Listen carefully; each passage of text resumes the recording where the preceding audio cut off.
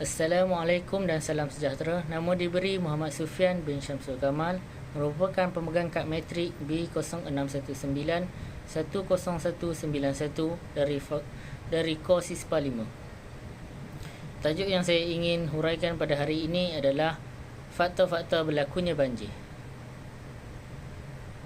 Banjir merupakan satu perkara yang sinonim dalam negara kita yang sering terjadi saban tahun.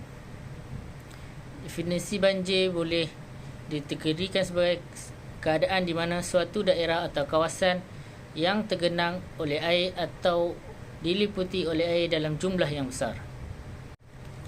Faktor yang pertama adalah hujan yang berterusan. Hujan yang berterusan tanpa henti akan menyebabkan banjir berlaku. Kita tidak dapat nafikan bahawa fenomena cuaca yang berlaku di negara kita iaitu pada musim monsun. Taburan hujan yang luar biasa direkodkan oleh Jabatan Kaji Cuaca pada musim tertentu yang menyebabkan banjir berlaku. Air hujan yang berterusan akan dialirkan ke sungai sehingga berlakunya limpahan yang secara tidak langsung menyebabkan kawasan-kawasan rendah ini terjejas dengan dinaiki air. Faktor yang kedua adalah proses pembandaran. Proses ini menyebabkan banyak kawasan-kawasan yang dipermodenkan. Sebagai contoh, kawasan-kawasan tanah rendah telah ditebus guna dengan mengambil tanah dari kawasan bukit, anak-anak sungai yang ditimbus untuk dijadikan kawasan tapak pembangunan, serta banyak kawasan tapak lapangan disimen untuk aktiviti perdagangan, riadah dan sebagainya. Aktiviti-aktiviti seperti ini merupakan faktor penyumbang berlakunya banjir. Jika dahulu anak-anak sungai dan lembah dijadikan kawasan aliran sungai, kini kawasan tersebut telah ditibus oleh tanah. Apabila hujan turun, air akan mengalir dari kawasan bukit ke kawasan yang rendah dan kemudian berlakunya takungan air. Lama-kelamaan air tersebut akan bertambah dan menyebabkan banjir kilat berlaku. Faktor yang ketiga adalah pemendapan sungai dan hakisan sungai. Hakisan sungai yang berlaku disebabkan oleh dua faktor. Yang pertama, hakisan berlaku secara semula jadi, dan yang kedua, hakisan berlaku oleh pembuangan sisa domestik manusia. Faktor semula jadi berlaku apabila hujan turun dengan lebat sehingga menghakis tebing-tebing sungai.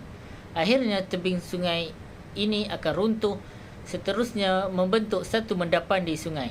Secara tidak langsung, sungai juga turut akan menjadi cetek. Begitu juga dengan aktiviti manusia yang suka membuang sisa domestik seperti sampah sarap dan sisa-sisa industri ke dalam sungai. Apabila hujan turun dengan lebat, sungai akan menjadi cetek akibat hakisan semula jadi atau pencemaran yang tidak dapat menampung air hujan yang banyak. Seterusnya, air sungai akan melimpah ke tebing. Faktor yang keempat adalah pemusnah kawasan hutan tadahan. Hutan merupakan satu kawasan yang menempatkan pelbagai jenis tumbuhan dan haiwan. Selain itu, hutan juga boleh dijadikan sebagai pengimbang ekosistem dunia dengan merendahkan kadar suhu. Hutan menyerap air hujan yang turun ke permukaan bumi dengan kadar 2% sehingga 20%. Kemudian, air yang diserap akan dialirkan ke anak-anak pokok melalui akar. Proses pemeluapan oleh tumbuhan dilakukan dengan membebaskan semula titisan air ke udara. Dengan cara ini, kitaran air berlaku secara semula jadi. Ini merupakan proses semula jadi ekosistem yang terbentuk jika kita menjaganya dengan baik. Penerokaan hutan secara haram menyebabkan hujan terus turun ke bumi tanpa diserap oleh tumbuhan. Hujan yang turun dengan lebat akan menyebabkan air mengalir dengan banyak. Faktor yang terakhir adalah sistem peparitan yang tidak terancang, tidak diselenggara dan tidak sempurna. Masalah banjir yang sering melanda bandar adalah disebabkan oleh kekurangan sistem peparitan yang dibina. Jumlah air yang banyak menyebabkan air melimpah keluar dari parit sehingga menyebabkan banjir kilat berlaku. Terdapat sistem peparitan yang sudah rosak, runtuh dan tidak dibersihkan serta tidak diselenggara dengan baik. Keadaan ini semakin rumit sekiranya perkara ini tidak dipandang serius oleh semua pihak. Pihak-pihak yang terlibat termasuklah pihak berkuasa tempatan, PBT dan Jabatan Pengairan dan Saliran.